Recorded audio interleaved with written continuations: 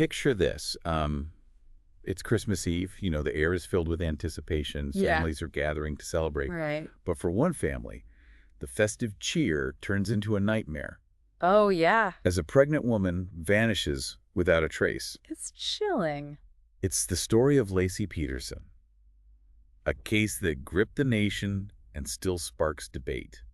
You know what makes this case so fascinating is that it's like a puzzle with so many pieces. Right. Each one seemingly pointing in different directions. Yeah. We have two recent docuseries, each presenting a very different narrative. Okay. And then there's the legal analysis of Nancy Grace, Right. who's been dissecting this case for over 2 decades. Exactly. And today, we're going to do a deep dive into all of it. Yeah. Sifting through the evidence, Okay. exploring the conflicting viewpoints, Right. and hopefully shedding some light on a mystery that has baffled so many. And even if you think you know this case inside and out, I think you'll find some surprises I think so too. along the way. For those who might not remember all the details, Sweet.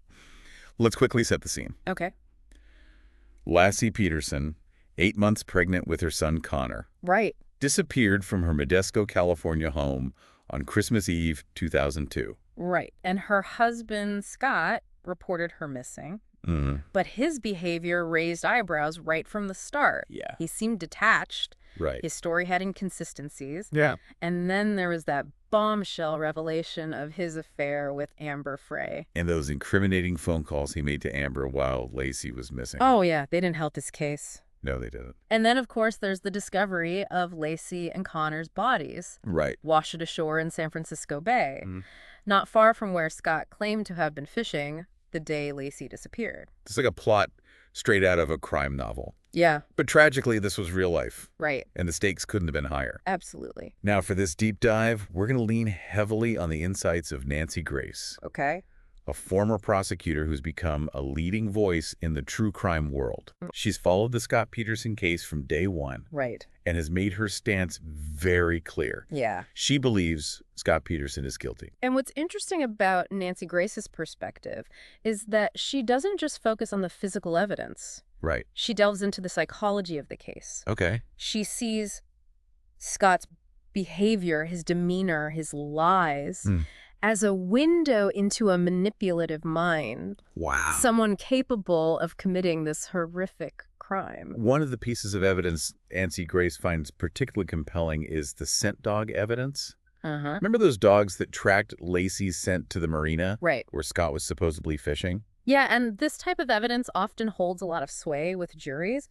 It has that scientific element. Right. But it also taps into our fascination with the almost mystical ability of dogs Yeah. to follow a scent trail. But there's a catch here, isn't there? Yeah. I mean, scent dog evidence isn't foolproof, is it? You're absolutely right. Yeah. Scent dog evidence has been challenged in other cases. There are factors that can influence a dog's accuracy, Like what? like weather conditions, Okay. contamination of the scent, even the handler's unintentional cues.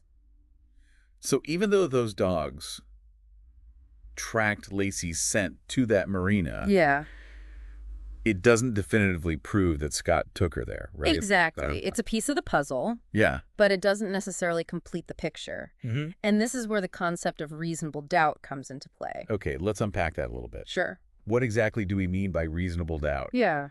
I mean, it sounds pretty straightforward, Right. but in a legal context, it can Yeah. be a bit more nuanced. Think of it this way. Okay. Imagine you're putting together a jigsaw puzzle, but you're missing a crucial piece. Okay. You can kind of make out the image. Yeah. You can guess what should be there, Right. but without that missing piece, you can't be absolutely certain. So even if there's a lot of evidence pointing in one direction, if there's a key piece missing, Right. that could create enough doubt to prevent a conviction. Exactly. Right. And the defense's job is to highlight those missing pieces, Yeah. to poke holes in the prosecution's story and offer alternative explanations for the events. And those who believe in Scott Peterson's innocence have done just that, haven't they? They have. They point to things like eyewitness accounts Correct. that seem to place Laci alive after Scott supposedly left for his fishing trip. Mm-hmm. They argue that the lack of direct DNA evidence linking Scott to the crime scene Yeah. raises serious questions. Got And it. then there's the whole issue of the burglary Right. that occurred across the street from the Peterson home shortly before Lacey's disappearance. Let's talk about that burglary for a second. Okay. Could there be a connection? Mm. I mean, could the burglars have been involved in Lacey's disappearance? It's a theory that's been debated for years. Right. Some believe it's a plausible explanation, while others, like Nancy Grace, dismiss it as a red herring. So let's dive into that burglary theory a bit deeper. The burglary occurred just a few houses down from the Petersons, and the victims reported some items stolen, including a safe. Okay, so on the surface, it seems like it could be related. I mean, wrong place, wrong time. Yeah. Right?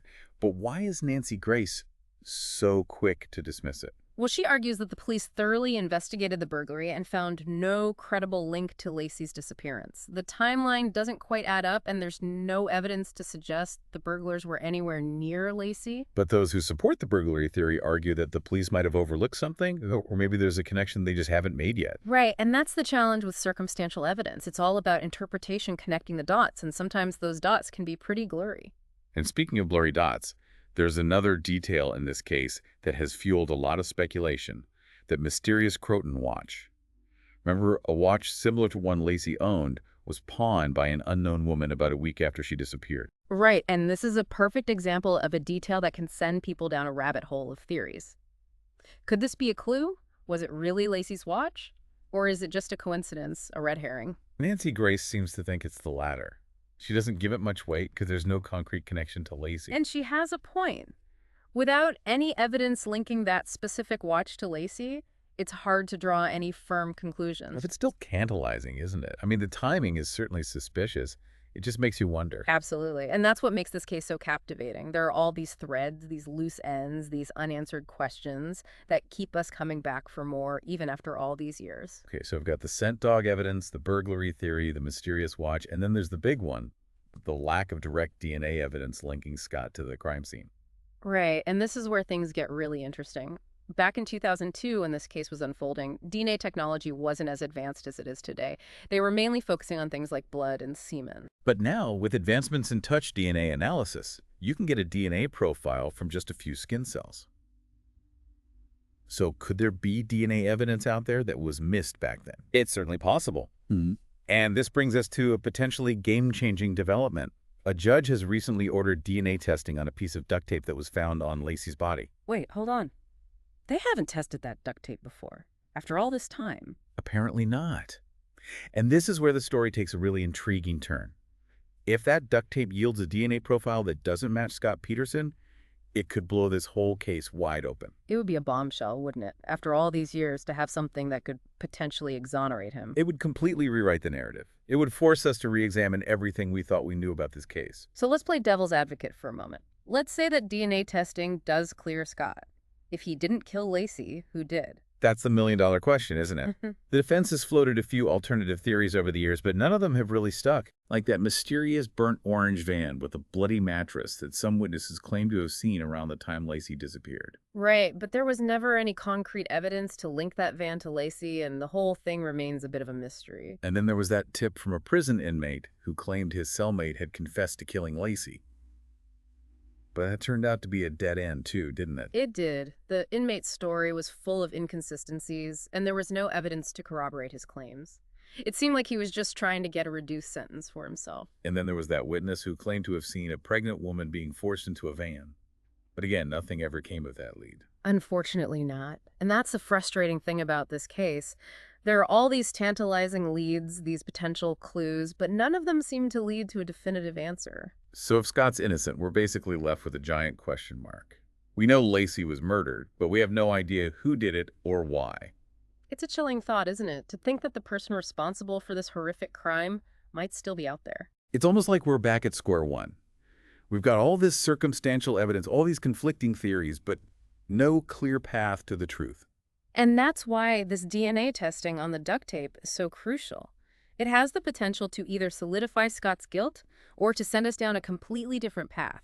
A path that could finally lead to justice for Lacey and Connor. It's like we're on the edge of a cliffhanger waiting to see what happens next. Exactly. And that's the power of a case like this. It grips us, it haunts us, it makes us question everything we thought we knew about truth and justice. It really makes you think, doesn't it? Hmm. About all the other cases out there where there might not be a clear-cut answer, where the truth remains elusive. Absolutely. And it reminds us that the pursuit of justice is an ongoing process. It's not always about finding the perfect solution, but rather about striving for the most just outcome based on the available evidence. And sometimes that means living with ambiguity and accepting that we may never have all the answers. Which can be incredibly frustrating, especially for those directly affected by the crime. But it also underscores the importance of continually reevaluating cases as new evidence emerges and new technologies become available. Like that duct tape DNA testing. Hmm. It could be a game changer in this case. Absolutely. Yeah. It has the potential to rewrite the narrative completely, either confirming what many believe to be true or throwing everything we thought we knew into question. It's almost like this case represents a turning point, in how we think about forensic science. Yeah, that's a great point. Uh-huh. The Scott Peterson case really highlights how much forensic technology has advanced Right. in the past 2 decades. Back in 2002, DNA evidence was still a relatively new tool Right. for investigators. Now it's become almost routine. And that raises the question, What's that? what other cases might be revisited Right. as these new technologies become more widely available? It's almost like we're entering a new era of crime solving, Sure.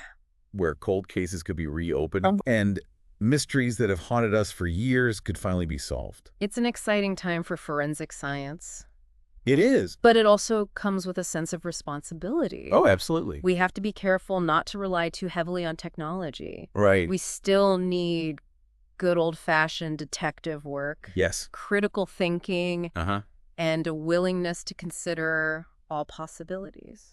As we've been discussing this case, Yeah. there's been one element that keeps coming back to me. What's that? The role of the media. I was just thinking the same thing. Really? The Scott Peterson case was one of the first to be Brilliant. covered so extensively by Yes. 24-hour news channels and online platforms. It was everywhere. You couldn't escape it. Right. And I can't help but wonder Yeah. how that intense media scrutiny influenced the investigation, Right. the trial, Yeah. and ultimately public perception of Scott Peterson. It's a valid question.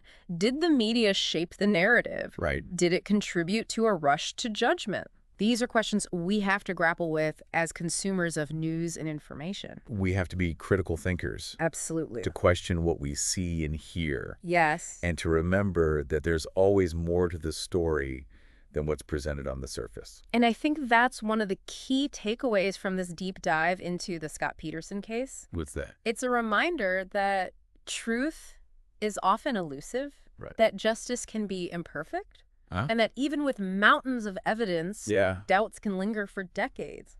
This case has challenged us to examine the evidence, It has. to weigh the arguments, Yeah. and to confront the uncomfortable reality that sometimes there are no easy answers. And it's forced us to ask ourselves Yeah. some tough questions about the role of forensic science, Right. the influence of the media, and the very nature of truth itself.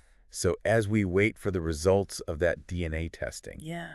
I encourage you to keep an open mind. Aye. Don't just accept the prevailing narrative. Question everything. Dig deeper.